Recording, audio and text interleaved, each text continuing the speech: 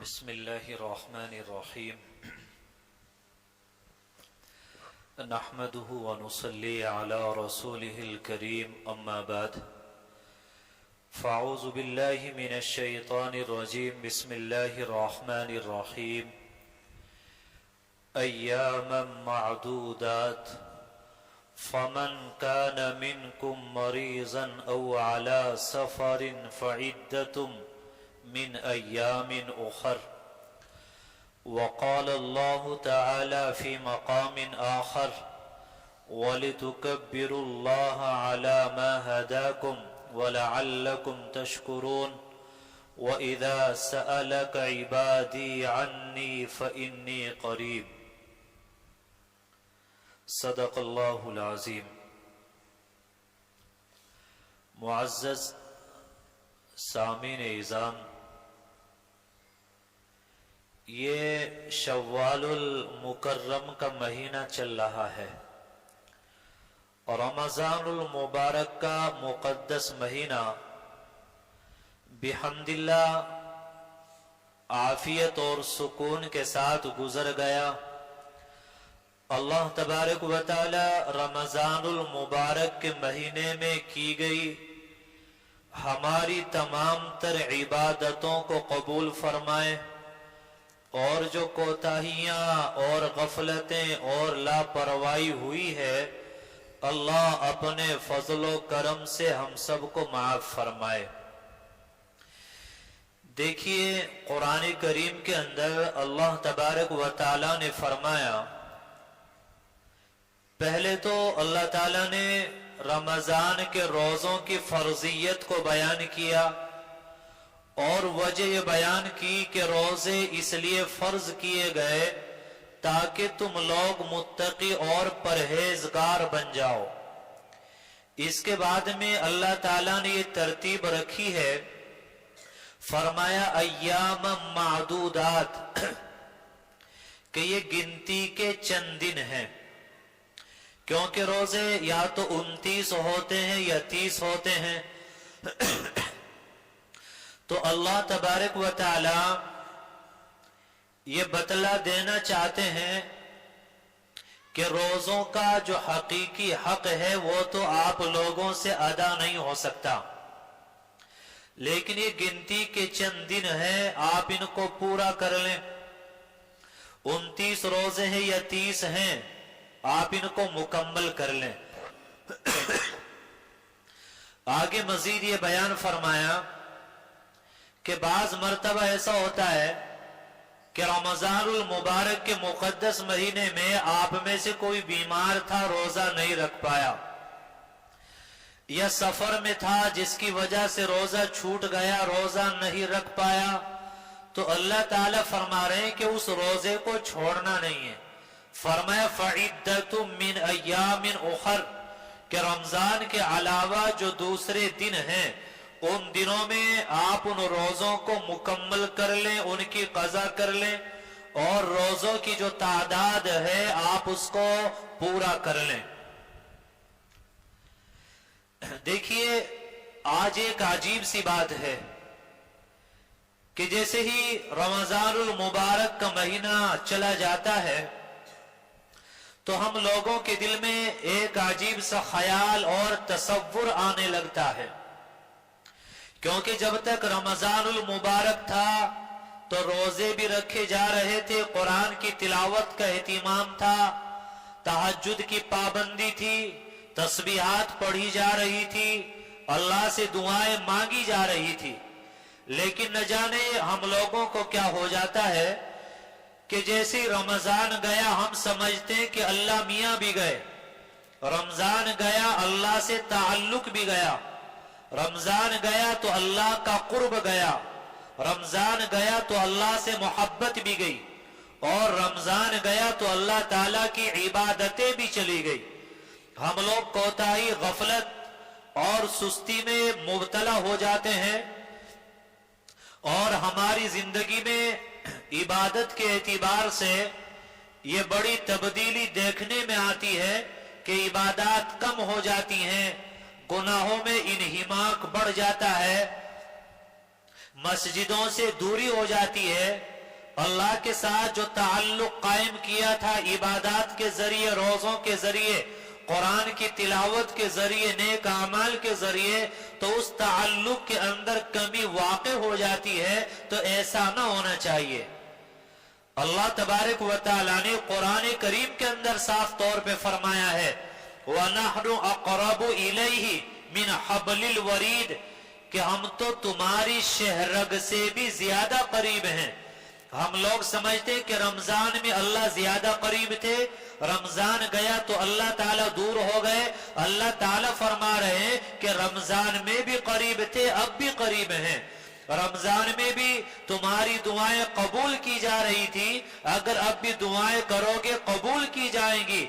रमजान में इबादत के जरिए मेरा कुर्ब और मेरी मोहब्बत को हासिल करते थे, अब भी इसी तरह इबादत करोगे, कुरान की तिलावत करोगे, नेक अमाल करोगे, तो मेरा कुर्ब भी मिलेगा और मेरी मोहब्बत भी आप लोगों को मिल जाएगी। देखिए, रमजानुल मुबारक चला गया, पहले ईशा की नमाज के बाद 20 रकात तरावी आप पढ़ते थे, तो ठीक है, रमजान चला गया, तरावी चली गई, लेकिन नवाफिल अब भी बाकी हैं, नफल अब भी पढ़ी जा सकती हैं, इशराक बाकी है, चाश्त बाकी है, अव्वाबीन की नवाफिल बाकी है।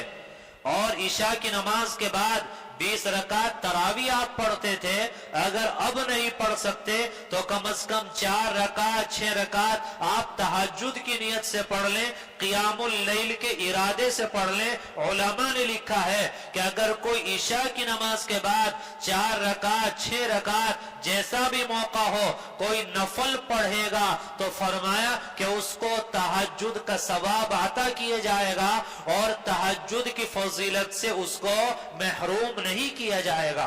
तो मेरे भाइयों, तरावी चली गई लेकिन नवाफिल तो बाकी हैं। हम कम से कम नवाफिल के जरिए, तहज्जुद के जरिए, अव्वाबीन के जरिए अल्लाह का कुर्ब हासिल करें, अल्लाह की मोहब्बत हासिल करें, अल्लाह की मोहब्बत के फूल वो अपने दिलों के अंदर खिलाएं। इसी तरीके से जब रमजानुल मुबारक था तो कुरान की तिलावत का एहतिमाम किया जा रहा था। एक एक आदमी हर रोज कई कई पारे कुरान की तिलावत कर लिया करता था, लेकिन रमजानुल मुबारक चला गया तो कुरान की तिलावत यह बिल्कुल खत्म होकर रह गई। अब कुरान की तिलावत का एहतिमाम नहीं रहा। देखिए, कम अज कम आप कुरान करीम की तिलावत का मामूल बना के रखें और ये तरतीब बनाएं कि फजर की नमाज के बाद कुछ ना कुछ आपको कुरान की तिलावत करना है। और बेहतर तरीका जो उलमा ने लिखा, अकाबिरीन ने सिखाया और बताया कि वो ये है, एक तो आप बावुजू रहने की आदत डालें, दूसरे जब भी आपको मौका मिले ये जरूरी आप एक घंटा कुरान की तिलावत करें, आप 1.5 घंटा तिलावत करें, ये जरूरी नहीं है। आप बावुजू हैं, आपको किसी काम पर जाना है, 5 मिनट का मौका मिला तो कुरान उठाया, 5 मिनट आप तिलावत करें। आप मस्जिद नमाज पढ़ने के लिए आए, सुन्नतों से फारिग हो गए, जमात के खड़े होने में अभी 7-8 मिनट बाकी हैं, तो दूसरे जो नमाज पढ़ने वाले हैं उनको परेशानी ना हो, उन तक आवाज न जाए, आप कुरान उठाएं, बाहर चले जाएं, कुरान की तिलावत करें। तो जब जब आपको वक्त मिलता रहे, मौका मिलता रहे, थोड़ी थोड़ी आप तिलावत करते रहोगे, तो इस तरतीब के एतबार से रोजाना कई पारे आपकी कुरान की तिलावत हो जाया करेगी। कुरान करीम के अंदर 7 मंजिलें हैं। आज भी कितने अहबाब हैं जो रोजाना एक मंजिल कुरान करीम की तिलावत करते हैं। हर 7 रोज में उनका एक कुरान करीम मुकम्मल हो जाता है। अगर हम 7 पारे रोजाना नहीं पढ़ सकते, कम से कम 3 पारे पढ़ें, 1 पारा तो तिलावत करें। यह भी नहीं हो सकता कम से कम आधा पारे की तिलावत हो, 1 पाव की तिलावत हो, लेकिन कोई दिन हमारा कुरान करीम पढ़े बगैर गुजरना ना चाहिए। हमें इस तरतीब पर अपने आप को डालना चाहिए। इसी तरीके से नमाज बा जमाअत का एहतिमाम हो। हजरत उमर फारूक रजी अल्लाह ताला अन्हु ने अपने जमाने के गवर्नरों के नाम باقاعدہ تحریر جاری فرمائی تھی کہ میرے نزدیک تمام امور میں سب سے زیادہ اہم وہ نماز با جماعت کو ادا کرنا ہے، باقاعدہ تحریر جاری فرمائی تھی۔ آج دیکھنے میں آ رہا ہے کہ مسجدیں خالی ہو گئی اور نماز با جماعت کا اہتمام نہیں، نماز چھوٹ گئی تو اس کو چھوڑ دیتے ہیں، اب قضا نماز پڑھنے کا کوئی خیال نہیں۔ تو رمضان ابھی گئے 8-10 دن گزرے ہیں اور ہم نے عبادات کو بالکل ترک کر دیا اور عبادات کو ہم لوگوں نے بالکل چھوڑ کے رکھ دیا ہے۔ تو جو آپ سے بتلایا، ایک تو قرآن کریم کی تلاوت کا اہتمام ہو، دوسرے نوافل کا اہتمام ہو۔ پہلے تراویح پڑھتے تھے، اب تراویح کی جگہ جتنا موقع ہو 4 رکعت 6 رکعت آپ قیام اللیل، صلاۃ اللیل، تہجد کی نیت سے آپ نوافل پڑھیں، نماز با جماعت کا اہتمام کریں۔ اسی طرح 24 گھنٹے میں کوئی ایک وقت 15 یا 20 منٹ آپ ایسے نکالیں جس میں آپ اللہ تبارک و تعالی سے راز و نیاز کر سکیں، اللہ کو یاد کر سکیں، ذکر کر سکیں، آپ مراقبہ کر سکیں، آپ اللہ تبارک و تعالی سے دعائیں مانگ سکیں۔ پہلے بھی بتلایا کہ جیسے ہمیں کہیں سفر میں جانا ہوتا ہے یا کام پہ جانا ہوتا ہے تو موبائل کو چارج کیا جاتا ہے، تھوڑی دیر موبائل چارج کیا جاتا ہے، 24 گھنٹے اس سے کام لیا جاتا ہے۔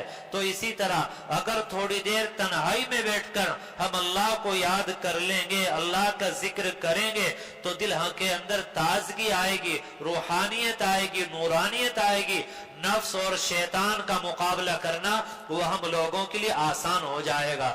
اسی کے ساتھ ساتھ ہمیں چاہیے کہ ہم دعاؤں کا بھی اہتمام کریں۔ دیکھیے اللہ تبارک و تعالی نے قرآن کریم کے اندر فرمایا وَإِذَا سَأَلَكَ عِبَادِي عَنِّي فَإِنِّي قَرِيب، اے پیغمبر جب میرے بندے آپ سے میرے بارے میں پوچھیں کہ میں کہاں ہوں، آپ ان کو بتا دے فَإِنِّي قَرِيب کہ میں قریب ہوں۔ ہم سمجھتے کہ رمضان میں اللہ قریب تھے، اب شاید دور ہو گئے، رمضان میں بھی اللہ قریب تھے، آج بھی اللہ قریب ہیں۔ رمضان میں بھی دعائیں قبول کی جاتی تھی، اب بھی دعائیں قبول کی جائیں گی۔ اللہ تبارک و تعالی نے قرآن کریم کے اندر یہ اعلان کیا ہے۔ حدیث پاک کے اندر حضور اکرم صلی اللہ علیہ وسلم نے فرمایا کہ اگر آپ کے جوتے کا تسمہ ٹوٹ جائے تو وہ بھی آپ اللہ تعالیٰ سے مانگا کریں۔ دیکھیں جوتے کا تسمہ تو موچی ٹھیک کرے گا، لیکن ہمیں تعلیم دی جا رہی ہے کہ ہم پہلے کیا کریں، اللہ سے مانگا کریں۔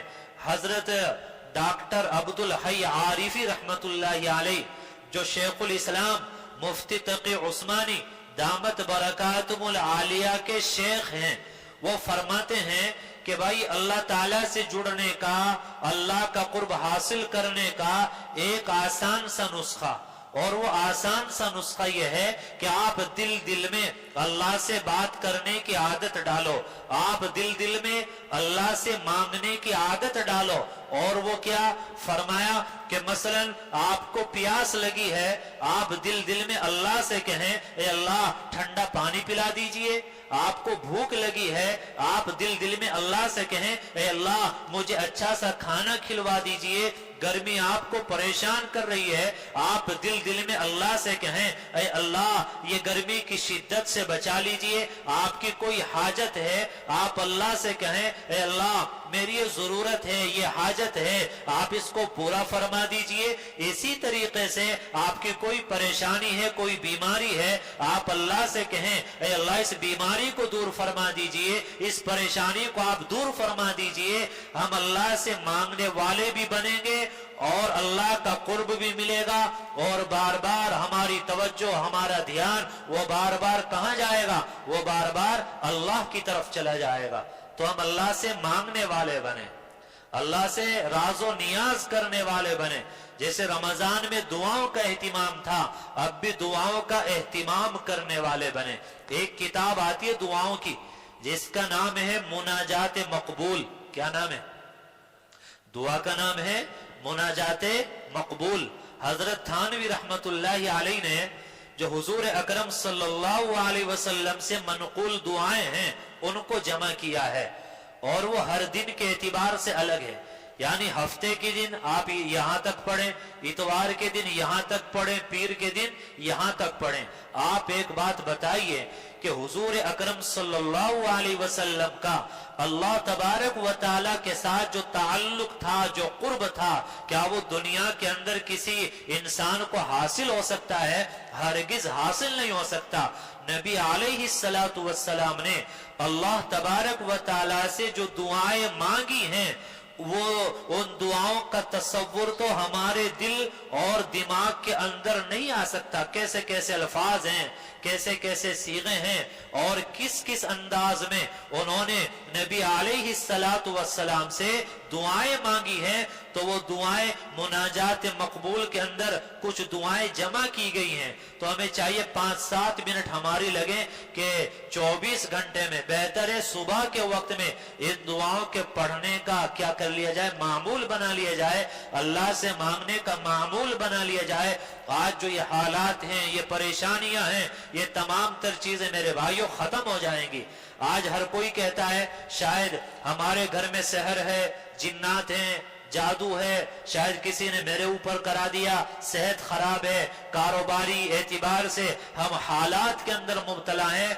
याद रखना, जो इंसान मसनून दुआओं का एहतिमाम करने वाला होता है, अल्लाह से मांगने वाला होता है और दुआओं का करने वाला होता है, तो याद रखना कि उस पर इस तरह के जो शैतानी असरात होते हैं, वो तमाम तर चीजें उस पर असर अंदाज नहीं होती।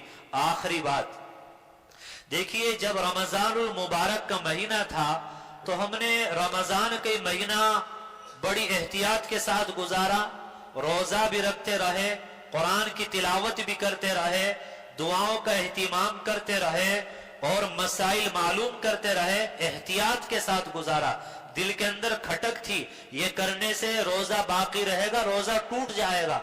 कोई किसी डॉक्टर के यहाँ गया, इंजेक्शन लगवाना है, तो पहले मसला मालूम किया जाता था कि जी इंजेक्शन लगवाया तो रोजा बाकी रहेगा या रोजा टूट जाएगा। किसी आदमी को क़े हो गई तो वो एहतियात करता था, मसला मालूम करता था कि रोजा बाकी है या रोजा टूट गया। तो रमजान का ये महीना हमने बड़ी एहतियात के साथ गुजारा। तो याद रखना कि रमजानुल मुबारक का महीना ये तरबियत का जमाना है, ये तरबियत का महीना है। जैसे रमजान को नेक अमाल करने में गुजारा और गुनाहों से बचकर हमने रमजान को गुजारा, एहतियात के साथ हमने रमजान को गुजारा। भाई रमजान में रोजे की हालत में ना हलाल खाते थे ना हराम खाते थे, अब रमजान चला गया तो कम अज कम अगर हमें खाना है तो हराम को छोड़ दें और हलाल खाएं। तो जैसे रमजान एहतियात के साथ गुजारा, गुनाहों से बचकर गुजारा, अल्लाह की इबादत करते हुए हमने रमजान गुजारा। अब रमजान तो चला गया, अल्लाह ताला अब भी हैं, वो तब भी दुआएं कबूल करते थे, अब भी वो हमारी दुआओं को कबूल करेंगे। तो इसी तरह एहतियात के साथ गुनाहों से बचकर, अल्लाह की नाफरमानियों से अपने आप को बचाकर जो हमारी जिंदगी बाकी बची है उसको उसी अंदाज से और उसी तरीके से गुजारने की कोशिश करें। अल्लाह तबारक व तआला कहने सुनने से ज्यादा अमल की तौफीक नसीब फरमाए। आज बस इसी पर इक्तिफा कर लिया जाए और जो बातें दिल में आई वो आपके सामने बयान कर दी गई। क्योंकि रमजान अभी ताजा ताजा गुजरा है तो और गफलत और सुस्ती बड़ी देखने में महसूस हो रही है। और असल दिल के अंदर जो बातें आती हैं वो आप लोगों की तलब से आती हैं, आपकी फिक्र और लगन से आती है। आप सुस्त होते हैं तो इधर भी क्या आती है, फिर सुस्ती आती है। तो आहिस्ता आहिस्ता आदत डल जाएगी। आज जो बातें बयान की गई, दुआ करें अल्लाह कहने सुनने से ज्यादा अमल की तौफीक नसीब फरमाए और रमजानुल मुबारक में जितनी भी इबादत की गई अल्लाह पूरी उम्मत की तमाम इबादतों को कबूल फरमाए। जो गफलत, सुस्ती और लापरवाही हुई है अल्लाह अपने फजलो करम से दरगुजर फरमाए, माफ फरमाए। गुफ्तगू करते हुए मैंने बताया कि खास तौर से हम लोग क्या करें, दुआओं का जरूर एहतिमाम करें, पूरी उम्मत के लिए दुआ करें। फिलिस्तीन, अहले फिलिस्तीन